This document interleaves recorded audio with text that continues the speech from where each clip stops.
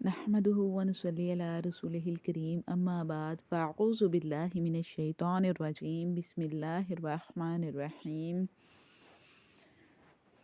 رب اشرح لي صدري ويسر لي أمري واحلل عقدة من لساني يفقه قولي ربي يسر ولا تعسر وتمم بالخير وبك نستعين اللهم فقهنا في الدين یا اللہ پاک ہم سب کو دین کی سمجھ عطا فرما۔ جی سٹارٹ کرتے ہیں آج کا سبق آیت نمبر 153 سورۃ البقرہ۔ الحمدللہ اللہ تعالیٰ کی توفیق کے ساتھ اعوذ باللہ من الشیطان الرجیم۔ یا ایہا الذین آمنوا، یا ایہا اے الذین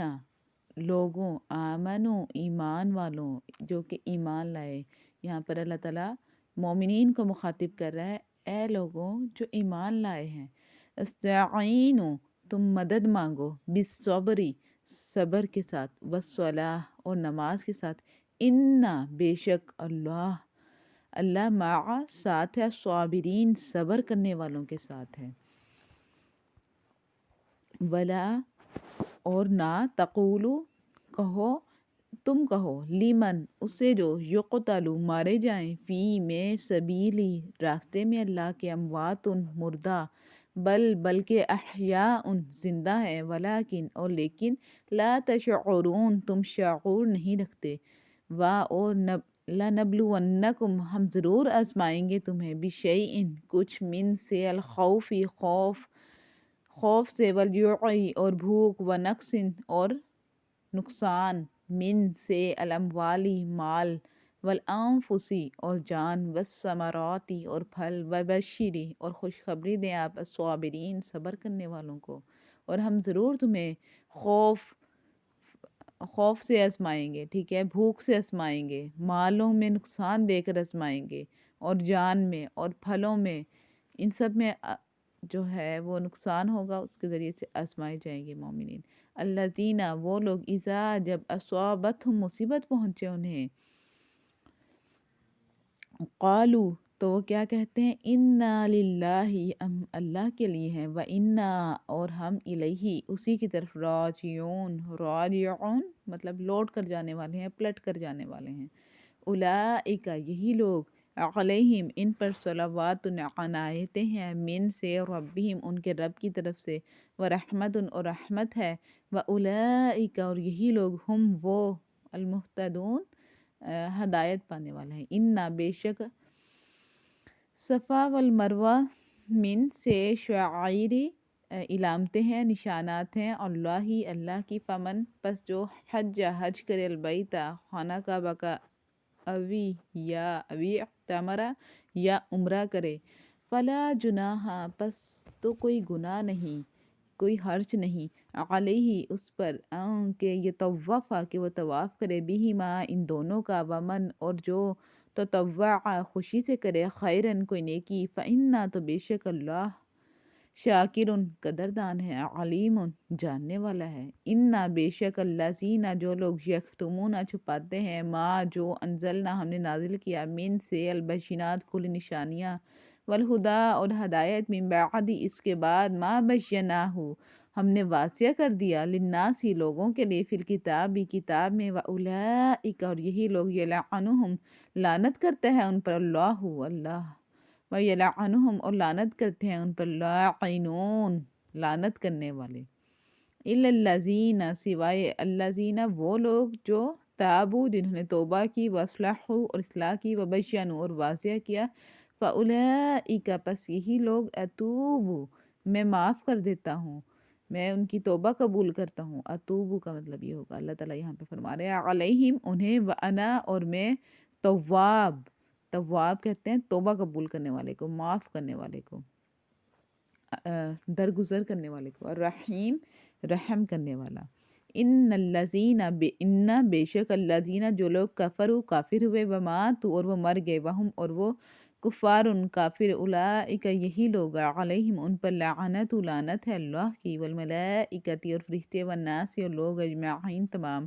خالدین ہمیشہ رہیں گے فیہا اس میں، لا یخفف نہ ہلکا ہوگا عنہم ان سے العذاب عذاب، ولا اور نہ ہم انہیں ینظرون مہلت دی جائے گی، وَإِلَٰهُكُمْ اور معبود تمہارا، الہ معبود، واحد ایک، لا نہیں الہ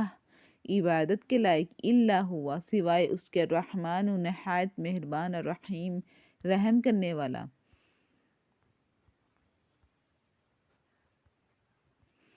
انا بے شک فی میں خلق پیدائش سماواتی آسمان والارضی اور زمین، اور اختلافی بدلتے رہنا، لیلی رات والنہاری اور دن، والفلکی اور کشتی، والفلکی التی جو کہ تجری بہتی ہے، فی میں البحر سمندر میں، بما ساتھ جو ینفع نفع دیتی ہے، الناس لوگوں کو، وما اور جو کہ انزل اللہ اتارا نے، من السماء آسمان سے ماء پانی، فاحیا پھر زندہ کیا، بھی اس سے الارض زمین، بعد موتیہا اس کے مرنے کے بعد، وبثا اور پھیلائے، فیہا اس میں، من سے کلی ہر قسم، دابات جانور، وتصریفی اور بدلنا، ریاحی ہواؤں کا، والسحابی اور بادلوں کا، المسخری اور تابع کیا، بینہ درمیان، السماء آسمان، والارض اور زمین، لآیات اس میں نشانی ہے، لقوم لوگوں کے لیے، قوم کے لیے، یعقلون جو کہ عقل رکھتے ہیں۔ جی آج تفسیر سٹارٹ کرتے ہیں۔ آج ہمارا 153 سے سٹارٹ ہو رہا ہے۔ تو اس میں سب سے پہلے جو آیت آ رہی ہے اس میں اللہ تعالیٰ فرما رہا ہے کہ جو شہید ہو چکے ہیں ان کو یہ نہ کہو کہ وہ مر گئے ہیں، بلکہ وہ زندہ ہیں اللہ تعالیٰ کی طرف سے، وہ زندہ ہے لیکن تم نہیں سمجھتے۔ تو ایک جگہ آیا ہے کہ وہ لوگ تو رزق بھی پا رہے ہیں اللہ تعالیٰ کی طرف سے، وہ اس طرح ان کی زندگی ہے اس طرح کی۔ کیونکہ جب غزوہ بدر ہوئی تو کچھ صحابہ جو تھے اس میں شہید ہو گئے تھے، تو منافقین نے اس کے بعد کہا کہ فلاں مر گیا، فلاں مر گیا، مطلب اصل مقصد تو یہ تھا، پھر کہا کہ وہ دنیاوی فائدوں سے محروم ہو گیا، یہ بھی کہا۔ تو جس سے صحابہ کو جو ہے نا وہ تکلیف ہوتی تھی، اس طرح کی باتیں یہ نکال کے لاتے تھے جس سے صحابہ کو تکلیف ہوتی تھی۔ دیکھیں نا پیچھے کیا باتیں کہیں گے، تمہاری تو نمازیں ہی ضائع ہو گئیں، 16-17 مہینے تم نے تو بیت المقدس کی طرف منہ کر کے نمازیں پڑھی تھی۔ اس طرح کی عجیب عجیب باتیں کرتے تھے جن سے جو کہ صحابہ جو ہے نا وہ بہت پریشان ہوتے تھے۔ تو پھر اللہ تعالیٰ نے پہلے تو سب سے پہلے یہ کہا کہ شہید جو ہیں وہ زندہ ہیں، ان کو مردہ نہ کہو۔ سیکنڈ بات، پھر صحابہ بھی ان کو جا کر کہتے تھے کہ دیکھو اللہ تعالیٰ نے یہ آیت نازل کی ہے، اب تمہیں کوئی حق نہیں ہے ان کو مردہ کہنے کا۔ پھر جب بیت المقدس کا بھی ہوا تو پھر اللہ تعالیٰ کے نبی نے کہا نہیں تمہاری نمازیں نہیں ضائع ہوئیں۔ پھر صحابہ کو حوصلہ ہوا تو پھر جو ہے پھر ان کو کہا جا کے وہ پھر جواب دیا کرتے تھے، کیونکہ وہ جواب نہیں دیتے تھے جب تک اللہ کا حکم اور نبی پاک صلی اللہ علیہ وسلم کا حکم نہ ہو جاتا تھا۔ ٹھیک ہے، اچھا پہلے یہ آیا، دیکھیں کتنی مشکلات ہی آ رہی ہے نا مسلمانوں پر، پھر اللہ تعالیٰ انشاءاللہ تعالیٰ آگے جو فرما رہا ہے پھر آپ کو سمجھ آئے گی اس سے۔ پھر اللہ تعالیٰ نے فرمایا اور ہم کسی نہ کسی طرح آزمائش ضرور کریں گے۔ اب ہر بندے کی، ہر انسان کی آزمائش ضروری ہے۔ جب اللہ نے کہہ دیا کہ ہم تمہاری آزمائش ضرور کریں گے، ایک تو خوف کس چیز کا ہوتا ہے؟ دشمن کا ڈر۔ آج ہر انسان کو، جس کا کوئی دشمن ہے اس کو ڈر ہوتا ہے کہ میرا دشمن یہ نہ کر دے، ٹھیک ہے، مجھے گھر سے نہ نکال دیں، مطلب گھر میں ہی لوگ دشمن ہوتے ہیں، ٹھیک ہے، ساس بہو،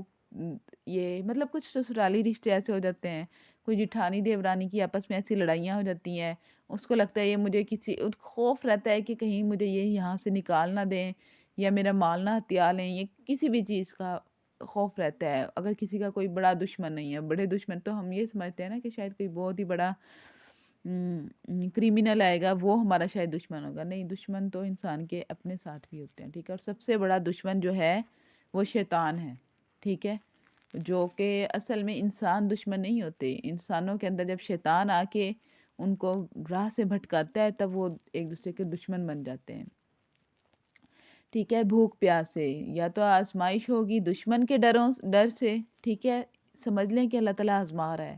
یا بھوک اور پیاس سے آزمائش ہوگی، ٹھیک ہے، کھانا نہیں ملے گا، یا تو رزق کم ہو جائے گا، پانی نہیں ملے گا۔ اس کا مطلب یہ نہیں ہوتا کہ اللہ ہم سے ناراض ہو گیا، ہمیں نہیں دے رہا یہ، تو کچھ باتیں ایسی بھی ہوتی ہیں کہ جہاں پر اللہ تعالیٰ آزما رہا ہے انسان کو، مال اور جان سے، ٹھیک ہے، مال چھین گیا اس کا، جان جانے والی ہو گئی، بستر پر پڑا ہے، کچھ نہ کچھ ہو گیا، اللہ معاف فرمائے اس سے، جیسے کہ آج کل ہمارے ملک کے حالات ہیں، کتنے لوگ بستروں پر چلے گئے ہیں کرونا کی وجہ سے، کتنی زیادہ بیماریاں آ گئی ہیں، اللہ تعالیٰ شفا فرمائے سب کی، سب کو جو ہے صحت و تندرستی والی زندگی دے، اور پھلوں کی کمی سے، ٹھیک ہے، ان سب چیزوں سے اللہ تعالیٰ نے انسان کو آزمانا ہے۔ اکثر انسان کا پھل ہوتا ہے، ٹھیک ہے، اس کا باغ بنا ہوا ہے اور وہ ایک دم سے اجڑ جاتا ہے، یا اس کا پھل کوئی اور اتار کے لے جاتا ہے، تو وہاں پر کیا کرنا ہے انسان نے؟ ان سب چیزوں کو اللہ تعالیٰ نے پہلے آزمائشوں کا ذکر کیا اور پھر کہا ان صبر کرنے والوں کو خوشخبری دے دیجئے۔ ان آزمائشوں پر جس نے صبر کیا، دیکھیں آزمائشیں کتنی آنی ہیں، لیکن آیات میں کتنی پیاری خوشخبری اللہ تعالیٰ نے دی ہے صبر کرنے والوں کے لیے۔ اچھا، اس کے بعد اللہ تعالیٰ فرما رہا ہے کہ جب کوئی مصیبت آتی ہے تو یہ کیا کہتے ہیں کہ اِنَّا لِلَّهِ وَإِنَّا إِلَيْهِ رَاجِعُونَ، کہ ہم تو اللہ کے ہی ہیں اور ہم نے اللہ کی طرف لوٹ کر جانا ہے۔ کتنی پیاری بات ہے، انسان ہر چیز پر صبر کر لیتا ہے، مصیبتیں اس کے اوپر جو بھی تکلیف پریشانی آتی ہے کہتا ہے میں تو اللہ کا ہی ہوں، اللہ کی طرف لوٹ کر جانا ہے۔ اللہم، اچھا حدیث میں ایک دعا آتی ہے، وہ میں آپ کو پڑھ کے سنا دوں، اللہم اجرنی فی مصیبتی وخلف لی خیرا منہا۔ یہ دعا اپنے پاس نوٹ کر لیں، لکھ لیں، حدیث میں اس کی بہت زیادہ تاکید آئی ہے، صحیح مسلم کی یہ حدیث ہے جس میں کہا ہے نبی پاک صلی اللہ علیہ وسلم نے کہ یہ دعا پڑھ لیا کرو۔ تو ایک چھوٹا سا واقعہ سنا دوں، ہمارے استاد محترم جو کہ نماز پڑھایا کرتے تھے کسی مسجد میں جا کر، ٹھیک ہے، تو سائیکل پہ جاتے تھے، کافی دور تھا سفر اور وہ بیچارے سائیکل پہ جاتے تھے، روز دن میں 5 دفعہ وہاں پہ نماز پڑھانے کے لیے جاتے تھے، سپارہ بھی وہاں پہ بچوں کو پڑھاتے تھے، تو چھوٹی سی مسجد بنی تھی ایک سوسائٹی میں۔ اچھا، تو وہاں پر کیا ہوا، ایک دن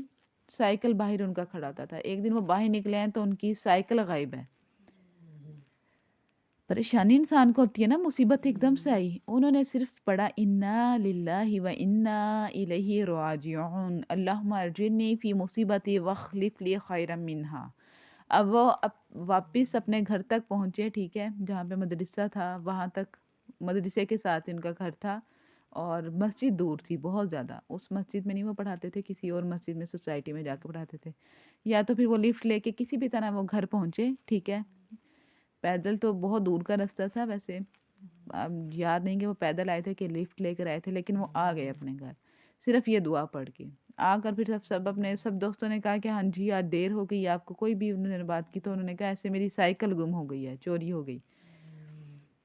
تو انہوں نے صرف یہ دعا کی تھی۔ کہتے ہیں کہ یہ دعا پڑھنے کے بعد اللہ تعالیٰ بہترین چیز انسان کو عطا فرماتا ہے۔ آپ کی کوئی بھی چیز گم ہو جائے نا تو وہ دعائیں پڑھیں جو حدیث سے ثابت ہیں، ٹھیک ہے، اور کوئی دعائیں نہ پڑھیں، ٹھیک ہے، جو انسانوں نے خود سے بنا لی ہیں وہ دعا نہ پڑھیں، وہ دعا پڑھیں جو احادیث سے ثابت ہے۔ تو چیز گم ہونے پر کوئی بھی پریشانی آ جائے، کوئی کچھ ہو جائے، آپ کا لائنر ہی گم ہو گیا، اپنے لائنر لگانا ہے، کاجل لگانا ہے، آپ نے کچھ بھی کرنے لگی ہیں وہ بھی گم ہو گیا، ٹھیک ہے، پن رکھی تھی ابھی ادھر، ابھی بالوں میں لگانے لگی، پتہ نہیں رکھ کے بھول گئیں، بیڈ پہ رکھ آئیں اور ڈریسنگ کے سامنے آ کے کھڑی ہو گئی، کچھ بھی ہو سکتا ہے، چھوٹی سے چھوٹی پریشانی ہوتی ہے اس پر بھی ثواب ملتا ہے، چھوٹی سی پریشانی پر بھی، تو یہ دعا پڑھ لیں فوراً، ایک تو وہ چیز سامنے آ جائے گی نظر کے، یا پھر اللہ تعالیٰ اسے بہترین عطا فرما دے گا۔ تو تمام جو ان کے مدرسے کے جتنے بھی علماء تھے نا، ان سب نے کچھ ان کے لیے جمع کیے اور ان کے لیے نیکسٹ ڈے بائک لے دی۔ دیکھیں وہ ایک سائیکل پر جاتے تھے پڑھانے کے لیے، تو اللہ تعالیٰ لیکن کیا چاہتا تھا کہ وہ بائک پر جائیں، سائیکل پر نہ جائیں، تو نیکسٹ ڈے سے وہ ماشاءاللہ سے بائک پہ جانے لگے۔ یہ ہوتا ہے دعاؤں کا اثر، یہ ہوتا ہے صبر کا نتیجہ۔ تو اللہ تعالیٰ نے کیا کہا، خوشخبری سنا دیجئے صبر کرنے والوں کے لیے۔ صبر یہ نہیں ہے پہلے تو چیخیں مار دی، ہائے اللہ میرے ساتھ یہ ہو گیا، میرے ساتھ یہ ہونا تھا، یہ ہونا تھا، مطلب انسان کس طرح کی باتیں شروع کر دیتا ہے۔ صبر جو ہے نا وہ اول وقت میں ہوتا ہے، مصیبت جب آئے نا اس کے اول وقت میں جو ہم کر لینا وہی صبر ہوتا ہے۔ پہلے رونا دھونا چیخنا پکارنا اور اس کے بعد ہاں میں تو صبر کر کے بیٹھ گئی، تو یہ چیز بھی غلط ہے، ٹھیک ہے، اس صبر کا پھر کوئی فائدہ نہیں ہوتا، بعد میں تو انسان کو صبر آ ہی جاتا ہے۔ تو کوئی فوت ہو گیا یا کچھ بھی، تو اس طرح کی باتیں نہیں کرنی، تو صرف کیا کرنا ہے، انا للہ و انا الیہ راجعون، اور دعا جو تھی اللہم اجرنی فی مصیبتی واخلف لی خیرا منہا، یہ واقعہ سنانے کا یہ مقصد تھا کہ دیکھیں اب ان کے پاس تو اس ٹائم گھر تک جانے کے لیے کچھ نہیں تھا، لیکن اللہ نے نیکسٹ ڈے صرف صبر کرنے پر اتنی پیاری چیز عطا فرما دی ان کو کہ ان کی پریشانی دور ہو گئی، ٹھیک ہے، جہاں پر ان کو اپنے مطلب پاؤں کو اتنا حرکت دے کر جانا پڑتا تھا اتنی دور، ٹھیک ہے، پریشانی ان کو ہوتی تھی، جانے میں ٹائم بھی لگتا تھا، پہلے نکلنا پڑتا تھا، وہ بائک پہ وہاں پہ 2 منٹ میں پہنچنے لگے۔ تو یہ اللہ تعالیٰ کی قدرت ہے، جو لوگ صبر کرنے والے ہوتے ہیں وہ ماشاءاللہ سے بہت بڑے عالم ہیں، بہت بڑے عالم ہیں، اچھے خاصے پڑھے لکھے ہیں، اپنی گورنمنٹ جاب کو چھوڑ کر اللہ تعالیٰ کے راستے کے لیے وہ نکل پڑے، ٹھیک ہے، پھر اللہ تعالیٰ کیوں نہ اپنے بندوں کو عطا کرے، تو اللہ تعالیٰ نے بہت عطا کیا، بہت عطا کیا، اللہ تعالیٰ سب کو ہی ایسا عطا کرنے والا ہے، یہ نہیں کہ کسی ایک کو، خود اللہ تعالیٰ کے راستے میں نکل پڑے، اللہ تعالیٰ بہت زیادہ نوازتا ہے، بہت زیادہ نوازتا ہے، ٹھیک ہے نا۔ مولانا طارق جمیل کا تو آپ نے سنا ہی ہوگا، کیسے وہ اپنی چھوڑ کر میڈیکل کی اسٹڈی کو کیسے اللہ کے راستے کے لیے نکلے، اور اب اللہ تعالیٰ نے ان سے کتنے پیارے کام لیے، کتنے پیارے کام لیے انہوں نے، کتنے زیادہ ایکٹر ایکٹریس کو وہ راہ راست پر لے کر آنے والے ہیں۔ اچھا آگے نیکسٹ آئے دیکھتے ہیں 157، ان پر ان کے رب کی نوازشیں اور رحمتیں ہیں اور یہی لوگ ہدایت یافتہ ہیں، کون؟ صبر کرنے والے۔ قیامت کے دن کہتے ہیں کہ ایک ندا آئے گی، روایات میں ملتا ہے ایک ندا آئے گی، ایک پکار آئے گی کہ کہاں ہیں صبر کرنے والے، صابرین آ جائیں، اور جب صابرین آئیں گے تو فرمایا جاتا ہے کہ اللہ تعالیٰ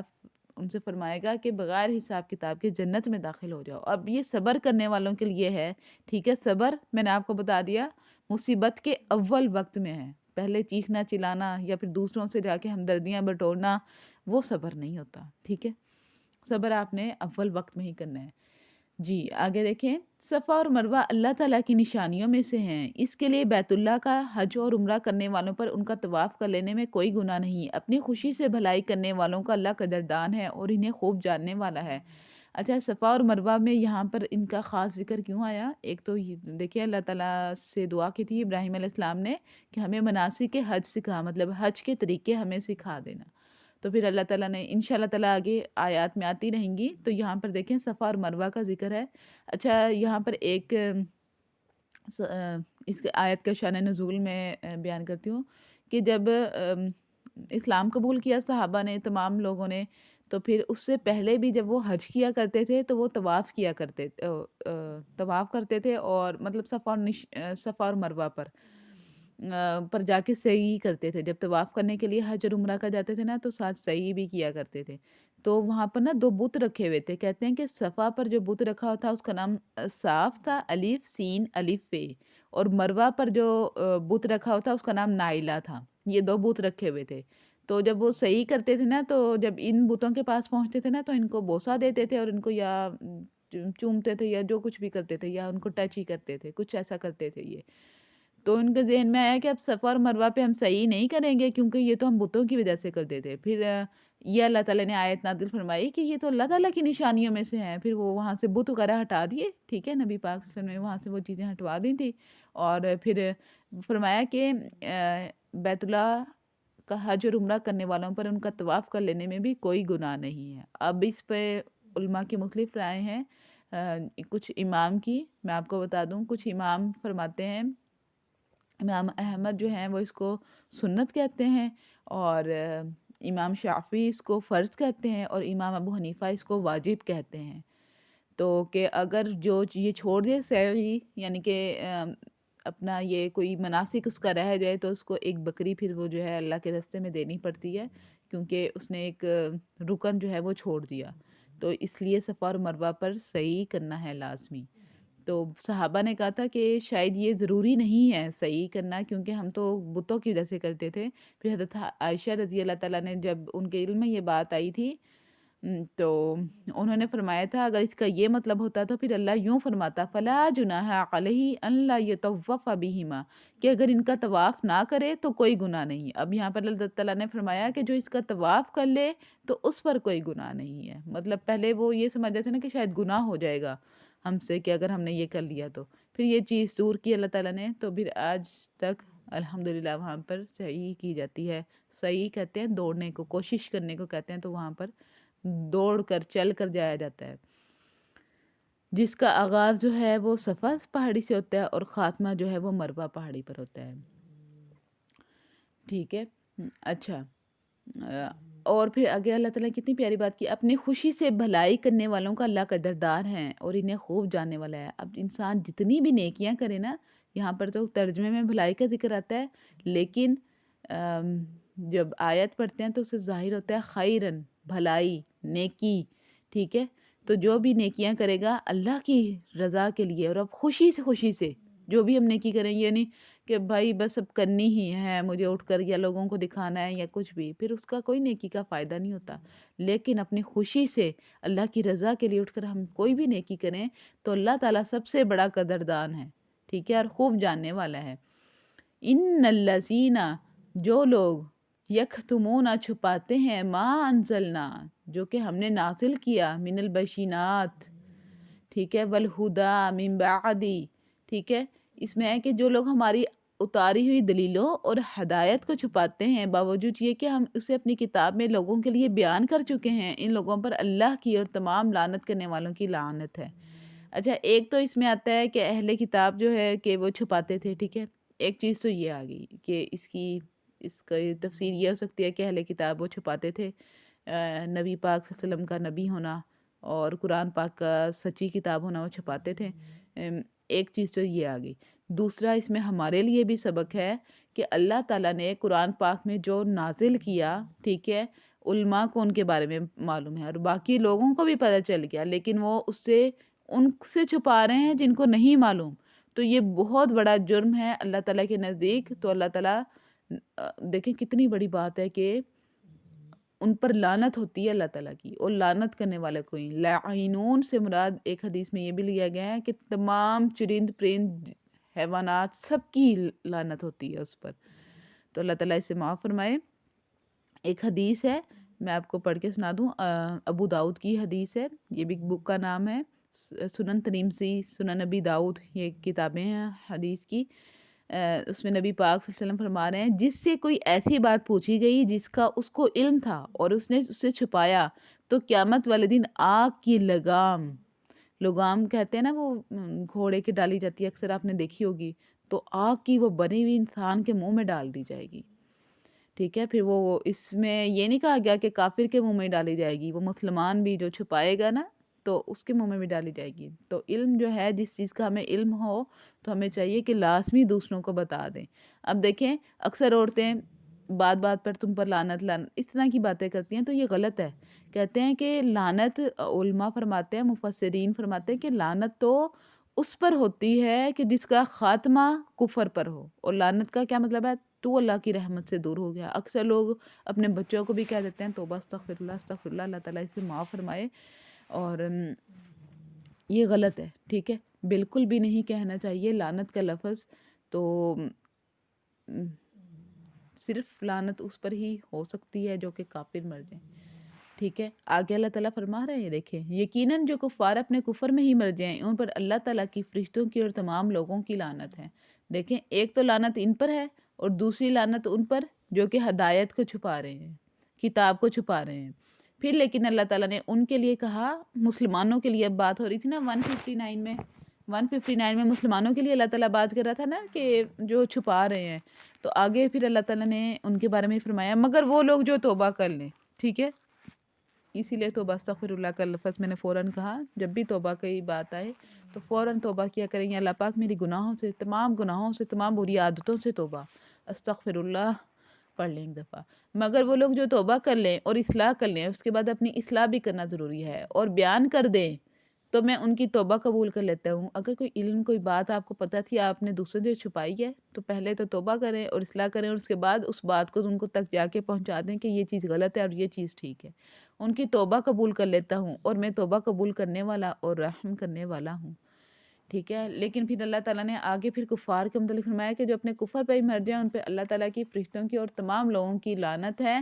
اچھا، ان کے لیے اللہ تعالیٰ نہیں اب کہہ رہا کہ ان کی توبہ ہوگی، ٹھیک ہے، مر ہی گئے کیونکہ وہ تو اب تو جب انسان مر جاتا ہے نا تو اس ٹائم توبہ کا دروازہ بند ہو جاتا ہے.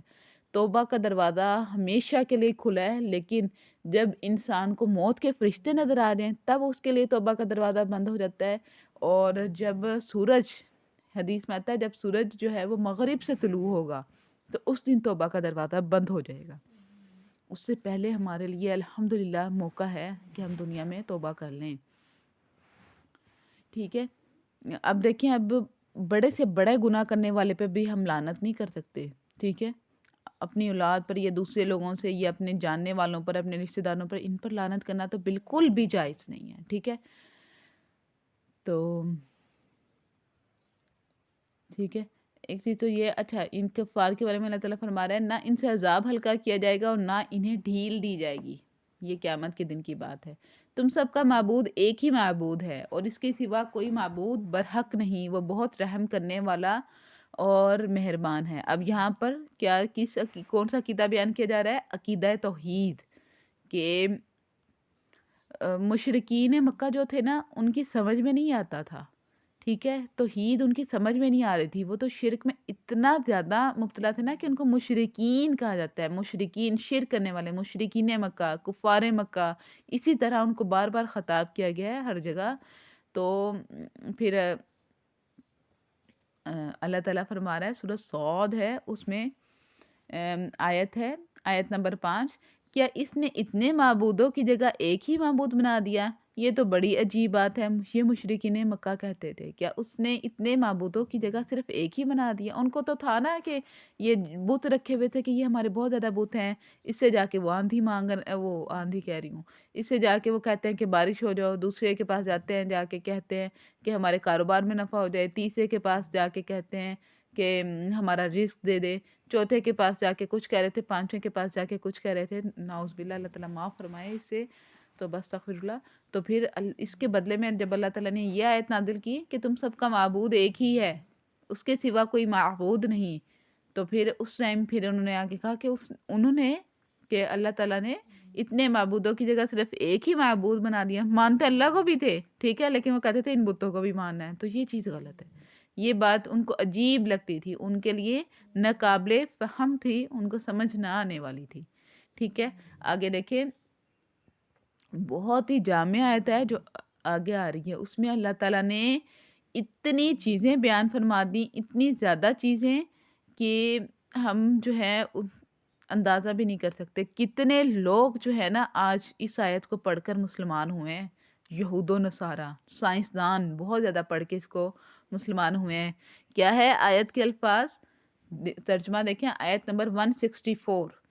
آسمانوں اور زمین کی پیدائش میں، رات دن کا ہیر پھیر، کشتیوں کا لوگوں کو نفع دینے والی چیزوں کو لیے ہوئے سمندروں میں چلنا، آسمان سے پانی اتار کر مردہ زمین کو زندہ کر دینا، اس میں ہر قسم کے جانوروں کو پھیلا دینا، ہواؤں کے رخ کو بدلنا، اور بادل جو آسمان اور زمین کے درمیان مسخر ہیں، ان میں عقل مندوں کے لیے قدرت الہی کی نشانیاں ہیں.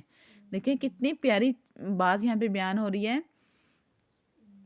کہ آسمان اور زمین کی جو پیدائش ہے نا، یہ دیکھیں کتنا کوئی مشکل امر لگتا ہے آسمان اور زمین، کیونکہ ہم تو زمین کی تہوں تک نہیں پہنچ سکتے. زمین کے متعلق ہمیں اتنا علم نہیں ہے. آج سائنسدانوں نے کتنی لیئرز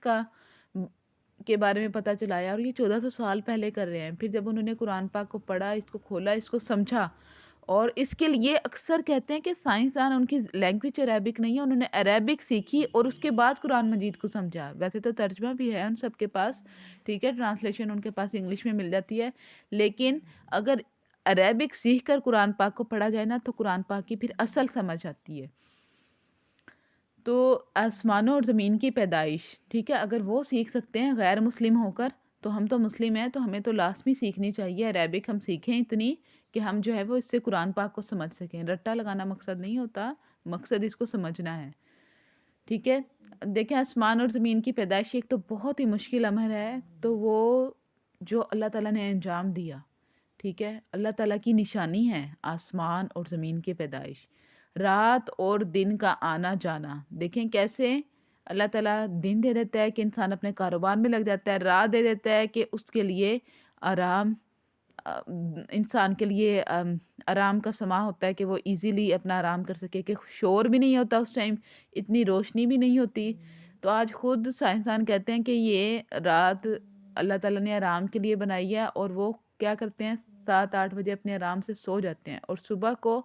وہ تہجد ٹائم اٹھ کے اپنے کاموں میں لگ جاتے ہیں۔ اور ہمارا کیا، اور ہمیں جان بوجھ کے وہ اپنی موویز میں اپنے کریکٹرز کے ساتھ اپنی ہر جگہوں پہ کے ساتھ یہ ہمیں داخل کر رہے ہیں ہمارے ذہنوں میں کہ ہم تو 12-1 بجے سوتے ہیں اور اٹھتے صبح کو 1 بجے ہیں۔ تو آج کے مسلمانوں نے یہ طریقے اپنا لیے ہیں۔ اللہ تعالیٰ اسے محفوظ رکھیں۔ تو جس میں کہ اللہ تعالیٰ نے فجر کے وقت میں برکت رکھی ہوئی ہے، جس میں کہ اللہ تعالیٰ نے فجر کے وقت میں برکت رکھی ہوئی ہے۔ اور اس ٹائم کہتے ہیں کہ فرشتہ جو ہے نا وہ اس کی تبدیلی کا وقت ہوتا ہے کہ انسان کے اعمال لے کر اللہ تعالیٰ کے پاس پہنچتا ہے، اور پھر اللہ تعالیٰ کو جا کر بتاتا ہے کہ آپ کا بندہ یہ کر رہا تھا۔ تو آپ چاہیں گے کیا فرشتہ جا کر یہ کہے کہ وہ آپ کا بندہ جو ہے وہ خواب غفلت میں سویا ہوا ہے، آج تو اس نے نماز بھی نہیں پڑھی؟ اللہ نہ کرے کہ فرشتہ یہ جا کر کہے۔ اگر آج سے پہلے قضا ہو گئی ہیں، نہیں اٹھتی تھیں آپ،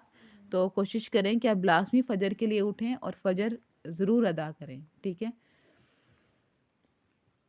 اور پھر اللہ تعالیٰ کیا کرتا ہے، کبھی راتیں لمبی کر دیتا ہے، کبھی دن چھوٹے ہو جاتے ہیں، اور پھر کبھی کیا ہوتا ہے دن لمبے ہو جاتے ہیں، رات چھوٹی ہو جاتی ہے۔ آپ نے دیکھا ہوگا کہ جب ہمیں زیادہ آرام کی ضرورت ہے جن دنوں میں، تو ان دنوں میں جو دن ہیں وہ چھوٹے ہو جاتے ہیں اور راتیں لمبی ہو جاتی ہیں، ہم خوب سارا آرام کرتے ہیں۔ اور جن دنوں میں ہمارا جو ہے وہ آرام کم کرنا ہوتا ہے اور ہم ایزیلی زیادہ کام کر سکتے ہیں، ان میں دن لمبے ہو جاتے ہیں اور راتیں چھوٹی ہو جاتی ہیں۔ یہ دیکھیں کتنی پیاری اللہ کی نشانیاں ہیں، ٹھیک ہے؟ اور اس کے بعد کشتیوں کا لوگوں کو نفع دینے والی چیزوں کو لیے ہوئے چلنا، ایسے ہے کہ نہیں؟ اگر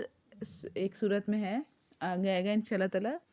یہ جو کہ کشتیاں اللہ تعالیٰ کے حکم سے چلتی ہیں، ہوائیں اللہ تعالیٰ چلاتا ہے جس سے کشتیاں چلتی ہیں۔ آج انسان یہ نہیں کہہ سکتا کہ کشتی چلانے والا کیپٹن ہی ہے جو چلا رہا ہے، اس کے علاوہ کوئی نہیں چلا سکتا۔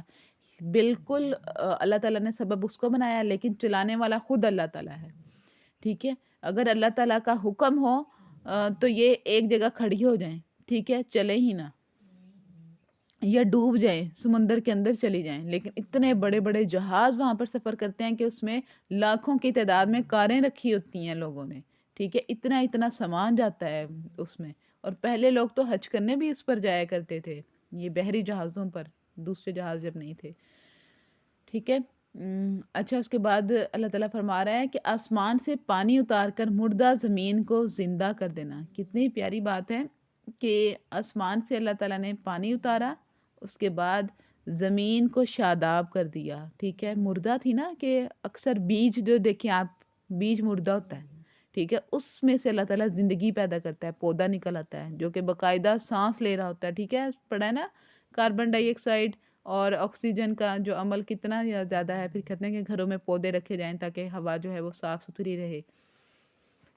مردہ زمین کو یہاں پر اس سے ظاہر ہو رہا ہے کہ مردہ زمین کو بھی اللہ تعالیٰ زندہ کر دیتا ہے۔ کیسے زمین بنجر پڑی ہوتی ہے، لیکن بارش لگتے ہی پودے ایسے ہوتے ہیں، لوگ دعائیں کر دیتے ہیں یا اللہ بارش ہو جائے کہ یہ جو پودے ہیں یہ پھلنے پھولنے لگ جائیں۔ تو دیکھو یہ اللہ تعالیٰ کس طرح اپنی قدرت کی یہاں پہ نشانیاں ظاہر کر رہا ہے۔ اس میں ہر قسم کے جانوروں کو پھیلا دینا، اور اب دیکھیں کتنی قسم کے جانور ہیں۔ کچھ جانور جو ہیں وہ ہم استعمال کرتے ہیں، پہلے جب یہ گاڑیاں وغیرہ یہ نہیں تھیں تو نقل و حمل کے لیے استعمال کیے جاتے تھے، سامان لادنے کے لیے۔ کچھ کھیتی باڑی کے کام آتے ہیں، کچھ جنگ کے کام آتے ہیں، کچھ کو کیا کرتے ہیں ہم ذبح کر کے خوراک حاصل کرتے ہیں۔ تو کتنے زیادہ اللہ تعالیٰ نے دیکھی کتنی نشانیاں ہیں اس آیت میں۔ ہواؤں کے رخ کو بدلنا، اللہ تعالیٰ کی مرضی ہے کہ کبھی آپ کو گرم ہوائیں ملیں گی، کبھی ٹھنڈی ہوائیں ملیں گی، کبھی کچھ ہوائیں جو ہیں وہ بارش لے کر آ رہی ہوں گی، کچھ ہوائیں، مطلب ہواؤں کا رخ کا جو بدلنے والا ہے وہ بھی اللہ ہی ہے۔ اور بادلوں کا رخ بھی بدلنے والا اللہ تعالیٰ ہے، جہاں پہ چاہے وہ بارش برسا دے، ٹھیک ہے۔ اور جو آسمان اور زمین کے درمیان مسخر ہے، یعنی کہ یہ سب چیزیں، ٹھیک ہے نا، آسمان اور زمین کے درمیان ہیں، اور اللہ تعالیٰ کی مرضی جہاں پر جائے، جہاں پر چاہے بارش برسا دے، یہ اللہ تعالیٰ کی۔ اچھا، ان سب چیزوں سے پھر اللہ تعالیٰ آگے فرما رہا ہے کہ ان میں عقل مندوں کے لیے قدرت الہی کی نشانیاں ہیں۔ ظاہر ہوا نا کہ ایک واحد ہے جو یہ کام کر رہا ہے، ٹھیک ہے، اس میں نظم و ضبط ہے۔ آج آپ دیکھ لیں، ایک سمجھ لیں ایک گروپ ہی دیکھ لیں، اگر اس کے 2 ایڈمن بن جائے نا تو ایک کچھ کہہ رہا ہوگا، دوسرا کچھ کہہ رہا ہوگا، ٹھیک ہے نا۔ تو ایک گھر میں 2 سربراہ ہو جائیں تو ایک کا کچھ کوئی اور موقف ہوگا، دوسرے کا کچھ اور ہوگا، ان میں لڑائی ہی رہے گی آپس میں۔ لیکن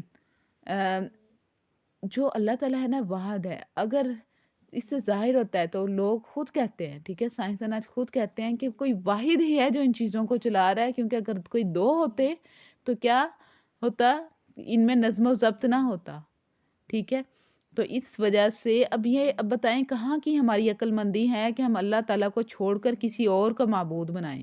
ٹھیک ہے، کسی اور سے مدد مانگیں، کسی اور کو حاجت روا سمجھیں، جب عبادت ہی ہم نے صرف اکیلے اللہ کی کرنی ہے، سجدہ ہی اللہ کو کرنا ہے، جھکنا ہی اللہ کو ہے، سب کچھ ہم نے اللہ کے لیے کرنا ہے، پاکی اللہ کی بیان کرنی ہے، سب کچھ اللہ کے لیے کرنا ہے، تو یہ بتائیں یہ کہاں کی عقل مندی ہے کہ ہم دوسروں کو پکاریں، دوسروں کو جا کے کہیں کہ بیٹا دے دو، دوسروں کو جا کے کہیں کہ میرا رزق باندھ دیا کسی نے، رزق مجھے دو،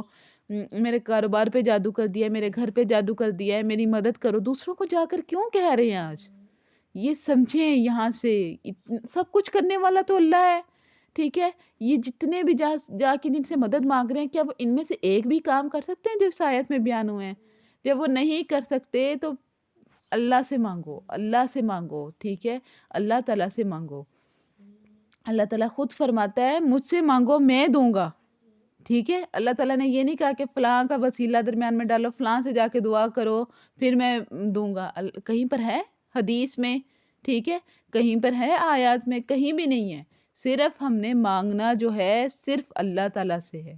ٹھیک ہے، کسی اور کو جانشین ہیں، وہ پیر صاحب ہیں، وہ یہ ہیں، وہ یہ ہیں، تو مہربانی اللہ تعالیٰ سے توبہ کریں آپ سب، ٹھیک ہے۔ یہ شرک میں داخل ہو جاتی ہیں چیزیں، اس کو شرک کہتے ہیں۔ شرک کہتے کس کو ہیں؟ یہ بیماری آج مسلمانوں میں گھر کر گئی ہے، اللہ تعالیٰ معاف فرمائے اس سے، توبہ کر لیں، توبہ کر لیں، توبہ کا دروازہ کھلا ہوا ہے۔ اگر آپ میں سے کسی نے بھی ایسا کیا، جتنے بھی سننے والے ہیں، اور اگر اب دیکھیں ایک بات کتنی پیاری، اب آپ کو پتہ چل گئی کہ دینے والا اللہ ہی ہے، اب آپ دوسروں تک یا تو یہ پیغام پہنچائیں، ٹھیک ہے، جو آپ کو پتہ ہے کہ وہ جاتی ہیں، وہ یہ سب کچھ کرتی ہیں، دوسروں تک یہ تو پیغام پہنچائیں، یا تو ان کو یہی سنا دیں، ٹھیک ہے، جو میں بول رہی ہوں یہی ان کو سنا دیں، تاکہ ان کا دل جو ہے وہ اللہ کی طرف ہی لوٹ آئے، ٹھیک ہے، کیونکہ ہم کیا ہیں، انا للہ و انا الیہ راجعون، اللہ کے ہیں، اللہ کی طرف لوٹنے والے ہیں۔ تو اللہ تعالیٰ معاف فرمائیں۔ آگے آیت نمبر 165 میں دیکھیں اللہ تعالیٰ کیا بیان فرما رہا ہے۔ بعض لوگ ایسے بھی ہیں جو اللہ کے شریک دوسروں کو ٹھہرا کر ان سے ایسی محبت رکھتے ہیں جیسی محبت اللہ سے ہونی چاہیے۔ اب بتائیں اس آیت میں اللہ تعالیٰ کیا فرما رہا ہے، کتنی پیاری بات۔ پہلے شرک کے متعلق ہی بیان کر کے پہلے اپنی توحید بیان کی اللہ تعالیٰ نے، پھر شرک کے متعلق اب بیان کر رہا ہے کہ اب دوسروں سے ایسے مانگ رہے ہیں، دوسروں سے ایسی محبت رکھ رہے ہیں جیسی محبت اللہ سے کرنی ہے۔ اللہ زیادہ حق رکھتا ہے کہ اسے محبت کی جائے، اور ایمان والے اللہ کی محبت میں بہت سخت ہوتے ہیں۔ اب دیکھیں آپ ایمان والے ہیں کہ نہیں، اس آیت سے پتہ چل جائے گا کہ کن کے دل جو ہیں وہ اللہ تعالیٰ کی طرف ہیں، وہ اللہ کی محبت میں ہیں، اور سخت ہوتے ہیں ان کے دل، مطلب وہ اتنے قوی اللہ تعالیٰ سے محبت ہے، اتنی شدید محبت ہے کہ وہ ایسی محبت کسی اور سے کر ہی نہیں پاتے۔ اب یہ نہیں ہے کہ اب ہم نے اپنے اولاد سے، اپنے والدین سے محبت کرنی چھوڑ دینی ہے یہ آیت پڑھ کے، نہیں، بلکہ دوسروں سے ایسی امیدیں نہیں باندھنی، دوسروں سے ایسی محبت نہیں کرنی جیسے اللہ تعالیٰ سے کی جائے، ٹھیک ہے۔ سب سے محبوب کون ہونا چاہیے ہمیں؟ ہمارا اللہ، اس کے بعد رسول صلی اللہ علیہ وسلم، اور اس کے بعد اپنی بیوی، بچے، اولاد، ماں باپ، جتنے بھی رشتے ہیں، ٹھیک ہے، وہ اس کے بعد ہیں، ٹھیک ہے۔ پہلے اللہ اور رسول ہمیں محبوب ہوں گے تو ہم ان کا حکم مانیں گے، اللہ اور رسول محبوب ہوں گے تو ہم ان کی آیات پڑھیں گے، تفسیر سنیں گے، حدیث پڑھیں گے، ان چیزوں کا علم لیں گے۔ آگے دیکھیں، کاش کہ مشرک لوگ جانتے ہیں کہ جب اللہ کے عذاب کو دیکھ کر کہ تمام طاقت اللہ کو ہی ہے اور اللہ تعالیٰ سخت عذاب دینے والا ہے، پھر کیا کہیں گے مشرک؟ ہاں اب ہم نے جان لیا کہ صرف اللہ ہی واحد ہے، اللہ ہی سب کچھ کرنے والا ہے، اللہ نے ہی دنیا میں ہمیں سب کچھ عطا کیا، تو اس ٹائم ایمان لانا کوئی فائدہ نہیں دے گا۔ اس ٹائم تو بھیگی بلی انسان بن کے کہہ دے گا کہ ہاں اچھا اب میں نے مان لیا کہ اللہ تعالیٰ ہی سب کچھ کر رہا تھا، غلطی ہو گئی کہ جو میں پوری عمر دوسروں سے مانگتی رہی یا مانگتا رہا۔ تو دعا کریں کہ اللہ تعالیٰ ہمیں بروز قیامت جو ہے وہ رسوا نہ کرے، ٹھیک ہے، اور اللہ تعالیٰ ہمیں صرف اپنا ہی بنائے رکھے۔ اور آج اگر یہ کسی نے بھی کبھی بھی کسی کے دربار پہ جا کے کہیں بھی جا کے کچھ بھی مانگا ہے یا ان سے ایسی محبت رکھی ہے جیسی اللہ سے رکھنی چاہیے تھی، تو پھر وہ توبہ کر لیں، اللہ تعالیٰ سے بہت زیادہ معافی مانگے، کیونکہ جب وہ یہ عذاب دیکھیں گے تو اس ٹائم ایمان لانے کا فائدہ نہیں ہوگا۔ ایمان لانا تو تب ہے جب ہمیں نظر نہیں آتا، اس کا مطلب ہے کہ غیب پر ایمان لانا۔ پڑھا تھا نا، جب کبھی ذہن میں آئے کہ مومن ہم کس طرح بنیں، ان آیات کو پڑھنے کے بعد یا اللہ ہمارے سے تو بہت گناہ ہو گئے، ہم مومن کس طرح بنیں گے، تو میں کھول رہی ہوں سورۃ البقرہ کی پہلی 5 آیات، دیکھیں کیا ہے۔ یہ کتاب ہے جس میں کوئی شک نہیں ہے، اس میں ہدایت ہے متقین کے لیے۔ اب متقین کون ہیں؟ وہ لوگ جو ایمان لاتے ہیں غیب پر، جو کہ نماز ادا کرتے ہیں اور خرچ کرتے ہیں اپنے مال کو جو کہ ہم نے دیا ہے ان کو، ٹھیک ہے۔ اور جو لوگ ایمان لاتے ہیں اس پر جو آپ کی طرف اتارا، مطلب قرآن پاک پر، اور جو آپ سے پہلے اتارا۔ اچھا یہاں پر اللہ تعالیٰ نے ایک لفظ، ایک چھوٹی سی بات بتا دوں، اللہ تعالیٰ نے یہاں پر انزلہ کا ذکر کیا، مطلب جو اتارا۔ اب یہاں پر اس سے مراد کیا قرآن پاک ہی ہے؟ نہیں، قرآن پاک کے ساتھ یہاں پر مراد حدیث بھی ہے، کیونکہ نبی پاک صلی اللہ علیہ وسلم پر حدیث بھی اترتی تھی، ٹھیک ہے۔ یہ چیز یاد رکھیں کہ نبی پاک صلی اللہ علیہ وسلم نے کبھی اپنی زبان سے نہیں بولے لفظ، اپنے دل سے اپنے خواہش سے نہیں بولے، وہی لفظ بولتے تھے جو اللہ تعالیٰ کی طرف سے آتے تھے۔ تو اس طرح حدیث پر بھی ہم نے ایسا ہی عمل کرنا ہے، ٹھیک ہے، قرآن پاک پر بھی عمل کرنا ہے، حدیث پر بھی عمل کرنا ہے، ٹھیک ہے، کیونکہ جو آپ کی طرف اتارا، تو اللہ تعالیٰ نے کیا اتارا؟ حدیث بھی اتاری ہے اور قرآن پاک بھی اتارا ہے، ٹھیک ہے، لیکن قرآن پاک کا درجہ الگ ہے، حدیث کا درجہ الگ ہے، اس چیز کو سمجھ لیں، اب ان کو ایک ہی نہ کر دیجیے گا، تو ٹھیک ہے۔ حدیث بھی ضروری ہیں کیونکہ نبی پاک صلی اللہ علیہ وسلم نے جو طریقے بتائیں، دیکھیں اب نماز کا یہاں پہ اللہ نے حکم دے دیا، اب بتائیں کہ نماز ہم کیسے پڑھیں، پتہ ہی نہیں ہے، جب تک ہمیں پتہ ہی نہیں، ہمیں نبی پاک صلی اللہ علیہ وسلم کی احادیث سے ہی پتہ چلے گا کہ نماز ہم نے کیسے پڑھنی ہے، ٹھیک ہے، طریقے جو ہمیں بتائے۔ تو بچپن میں بچوں کو کیا پڑھائی جاتی ہے؟ نماز حنفی پڑھائی جاتی ہے، یا کوئی بھی چھوٹی نماز پڑھائی جاتی ہے جس سے وہ جو ہے وہ نماز کے طریقے سیکھتے ہیں، کلمے سیکھتے ہیں، تو پورا طریقہ چھوٹے بچوں کو اسی ٹائم سے سکھا دیا جاتا ہے، ٹھیک ہے، وہ حدیث سے وہ ساری چھوٹی مطلب چھوٹی چھوٹی کتابیں بنا لی گئی ہیں تاکہ آسانی ہو بچوں کے لیے پڑھنے میں، یاد کرنے میں، دیکھ کر پریشان نہ ہو کہ اتنی بڑی حدیث کی کتاب پڑھنی پڑے گی، تو ان کے لیے چھوٹی چھوٹی چیزیں جو ضروری ہیں، جو اس عمر میں فرض ہو جاتی ہیں، 7 سال کی عمر میں، 9 سال کی، 10 سال کی، تو وہ احکام ان کو سکھا دیے جاتے ہیں، ٹھیک ہے۔ اب یہاں پر سنت نبوی کے مطابق نماز کا اہتمام کرنا ہے، ورنہ نماز تو منافق بھی پڑھتے تھے، ٹھیک ہے، اس چیز کو سمجھ لیں، ٹھیک ہے۔ اب یہ مومنین کی صفات ہیں، یہی لوگ اپنے رب کی طرف سے، اچھا اور اوپر ایک چیز رہ گئی، اور وہ آخرت پر بھی یقین رکھتے ہیں۔ جب انسان کا آخرت پر یقین ہوگا نا تو وہ دنیا میں گناہ نہیں کرے گا، کیونکہ اس کو پتہ ہے کہ اس نے آخرت میں جا کے جواب دینا ہے۔ اب یہ مومنین کی صفات ہیں، تو آپ کو کبھی بھی کوئی بھی خدشہ ہو نا، کبھی بھی سمجھ میں نہ آئے کہ میں کیا کر رہی ہوں، میں غلط تو نہیں کر رہی، تو پھر فوراً یہ جو آیات ہے وہ دیکھ کر پڑھ لیجیے گا کہ غیب پر ایمان لانا، غیب پر، غیب آج کتنی چیزیں ہم سے چھپی ہوئی ہیں لیکن ہم ان پر ایمان لاتے ہیں، تو اللہ تعالیٰ ہمیں دعا کریں کہ اللہ تعالیٰ ہمیں جو ہے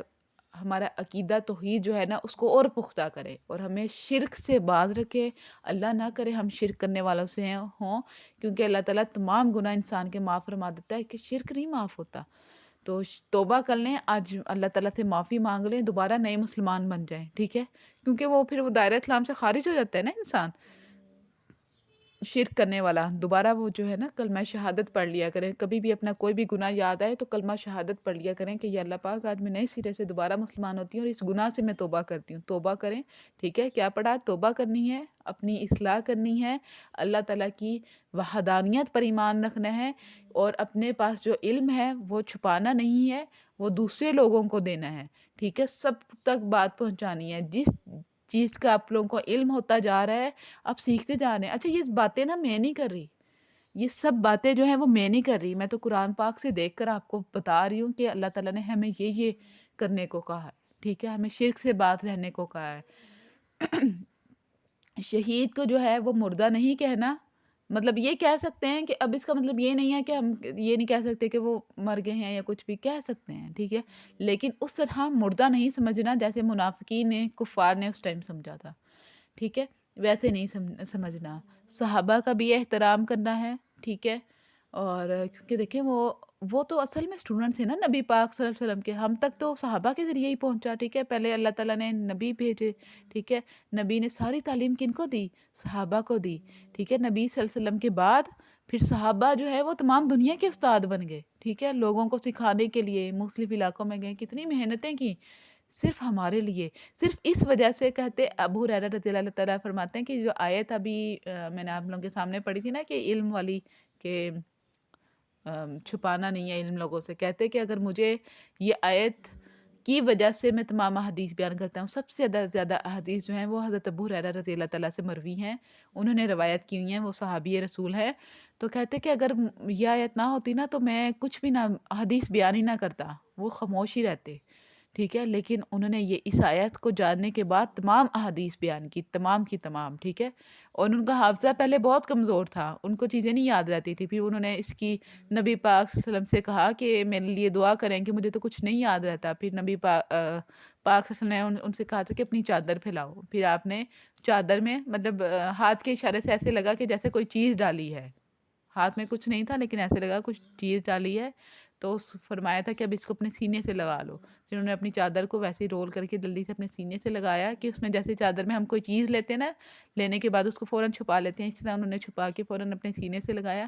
تو کہتے ہیں کہ پھر اس کے بعد سے میں کبھی نہیں بھولا، اور ان کا پھر حافظہ اتنا زیادہ مضبوط ہو گیا تھا، بہت زیادہ، ٹھیک ہے، دیکھیں بہت زیادہ محنت کی ہے ہمارے لیے صحابہ نے،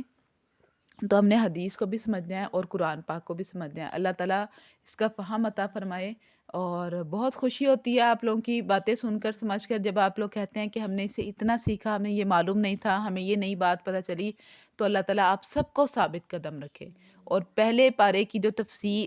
اسائنمنٹ آپ لوگوں کو دی ہوئی ہے، آپ لوگ وہ سب سبمٹ کروا دیں، ٹھیک ہے، کیونکہ دیکھیں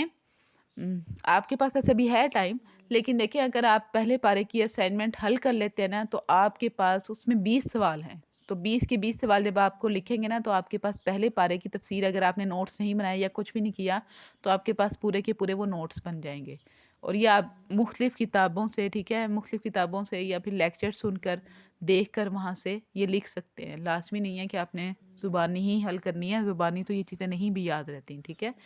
اپنا خیال رکھیے گا، دعاؤں میں یاد رکھیں، سبحانک ربک رب العزت عما یصفون، والسلام علی المرسلین والحمد